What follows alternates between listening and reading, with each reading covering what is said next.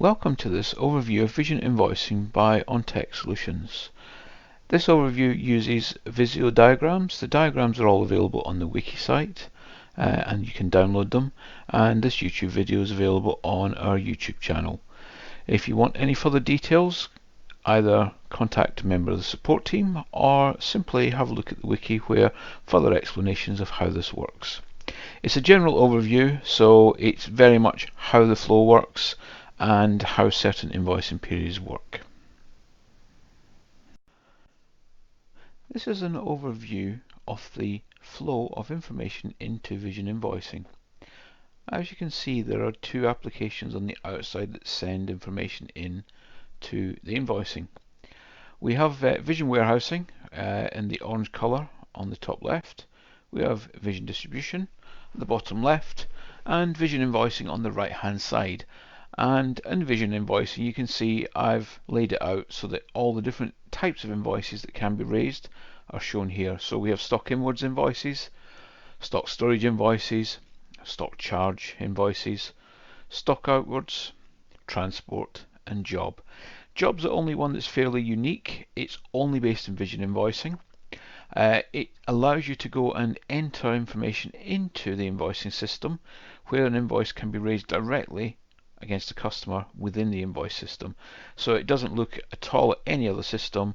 So if you were charging a customer, for example, for a fixed charge for a storage space, you could raise that invoice into the job invoice area. As far as everything else goes, Vision Warehousing pushes information in, and it's all based on various processes. So the goods inwards, we have two processes there that push information in. One of them is called new stocks, and we push this in overnight. And we have sundry charges, which we push in overnight. Now, if you've already receipted goods onto the system and then discover that a sundry charge is missing, you can go and add that at any point in the future. It will send it across and it will just invoice it. Of course, goods inwards charges can be based on per line, or they can be based on per receipt, such as a container charge or a vehicle charge. So there are a number of options, different ways you can use the goods inwards charges. We then move down to the stock storage, and stock storage is a little bit more complicated. If we cover the easy parts first, as new stock arrives, we push it into the invoice system, and because the stock, technically the rotation, is at the highest point when it arrives, and we can only deplete that stock, then we add it in to the rental and the stock storage invoicing within Vision Invoicing. We do exactly the same with sundry charges here.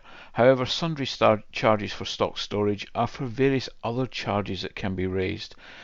For example, condition reports, market reports, anything like that. We just consider those as just stock charge invoices. The more complicated one of this is the weekly stocks, and I'm saying it's the weekly stocks, but it's really the charge period stocks. So if you're charging your customer based on an amount per pallet per week, then that's a weekly charge, and every week we will push the stock storage into the system at the highest point. Now, it's generally agreed that on a Sunday around 2 AM we will push the information into the invoice, and that's the highest point for the next week, because the next week all that can happen to that rotation is stock can leave it and be sent out to customer, or it can maintain its same level, and then the following week the same charge would be apply again. If you were doing something such as a daily charge, then every night we would check the stock level every day, and as it reduces, we then reduce the charge for the next day, the next day, the next day, the next day. It's the same. We have two special charges there as well. One of them is called the annual charge and quarterly charge. These are slightly different.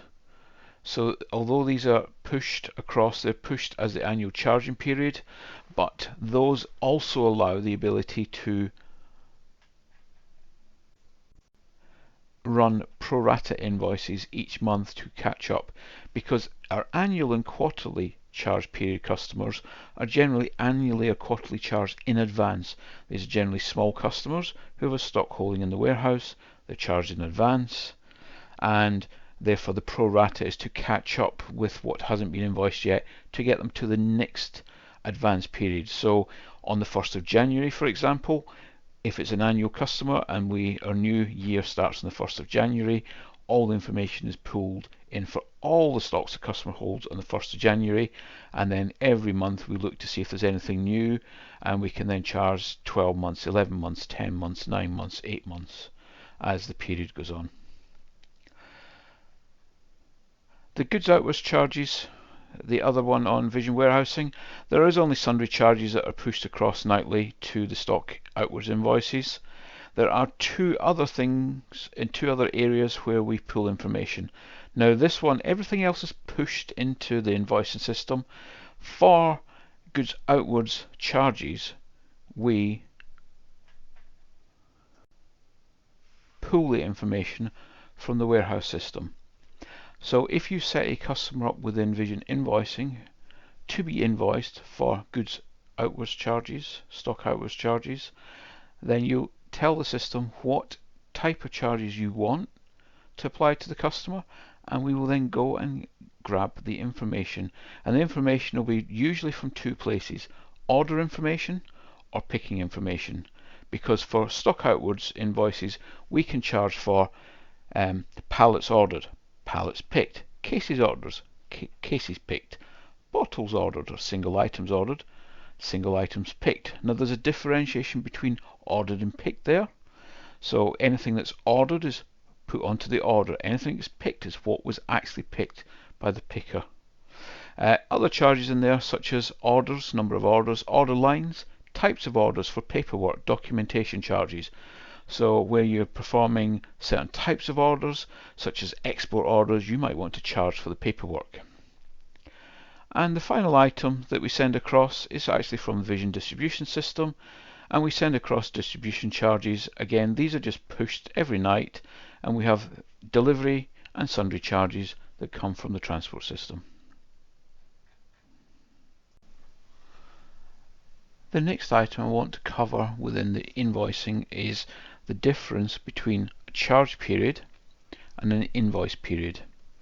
These relate to storage charges, so rent charges, and we have two concepts.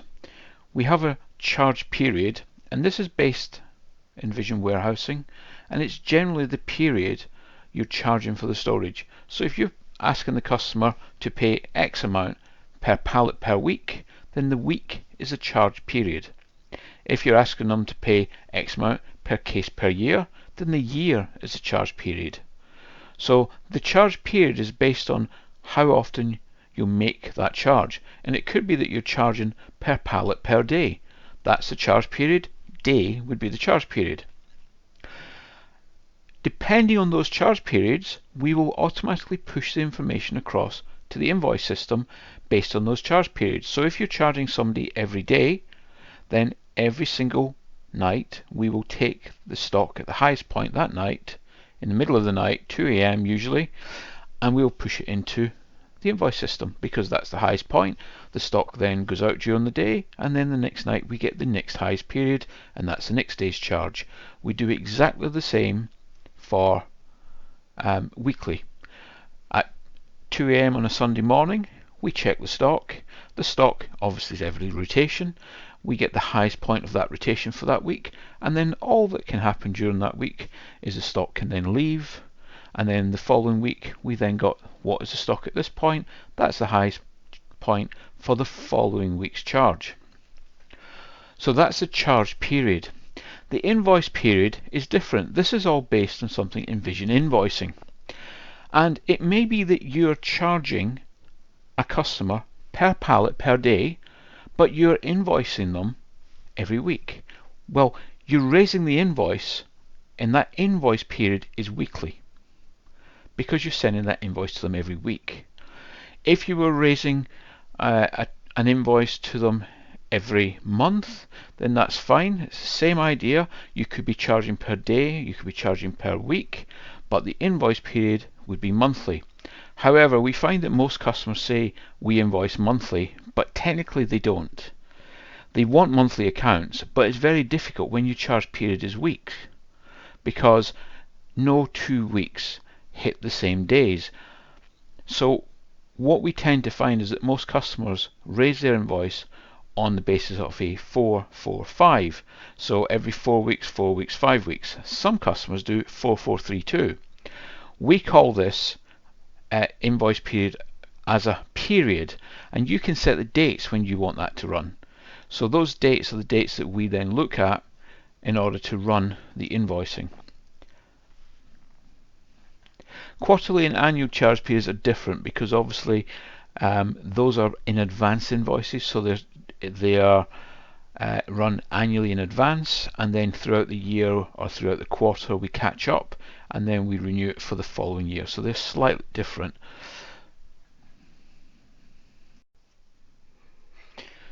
In this part of the video, I want to explain how charging period with period invoicing works, because a lot of customers become very confused about how this works.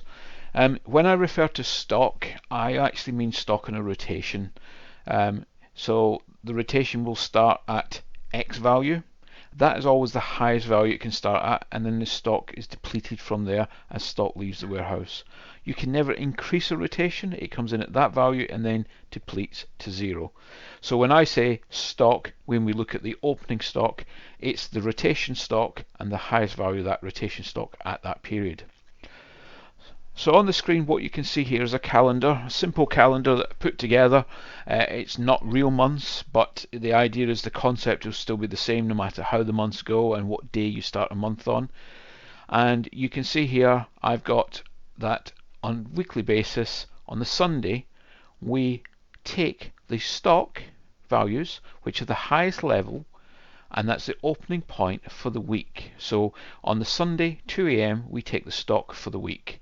So on the 8th we take the stock, and that is for the week that's highlighted in yellow. Any stock that then arrives, such as something arriving on the 10th, we would then add it into the table as well, because on the 10th we're charging per week or part thereof, and as such we're charging for this week, and that stock arrived in this week, so the rent start date is the 10th, and the rent start date is the 10th, therefore we'll charge for this week, and at the point it arrives it's at the highest point for that week.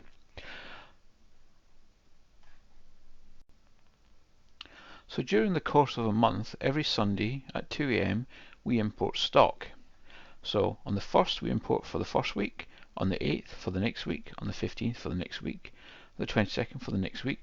And of course every evening we add in the stock at the highest point if there's some new stock arrived.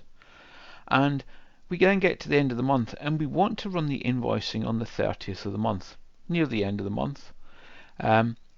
However, on the 30th of the month you'll notice that we already have that week's rent on the system. So we already know the highest point, but new stock hasn't arrived yet. So what we end up with is a question on the invoicing system that says, what date do you want to invoice up to? And there's 2 questions and 2 answers here. So what date do you want to run up to? If you say I want to run up to the 28th, you will pick up 4 weeks, and you will pick up everything received up to and including the 28th. If you say I want everything to the 30th, up to the 30th, it will invoice the 4 weeks, everything up to the 28th, and because it already knows about this week, it will also invoice this week. However, any new items that come in from the 30th to the end of the week will not be invoiced until the 27th of the following month. So if you set the date as the 28th, run the invoice on the 30th, then you'll not pick up the yellow week here at all, and that will be picked up at the next time when it runs on the 27th. And you can see here this would be 1, 2, 3, 4 weeks again to run on the 27th, and then when it runs after that you have 1, 2, 3, 4, 5, and then you run it on the 1st. So it's 4, 4, 5. If you set the date as the 30th, of course you're going to pick this up. Then the following month you would set it at the 27th, you're going to pick up that week and the 1st.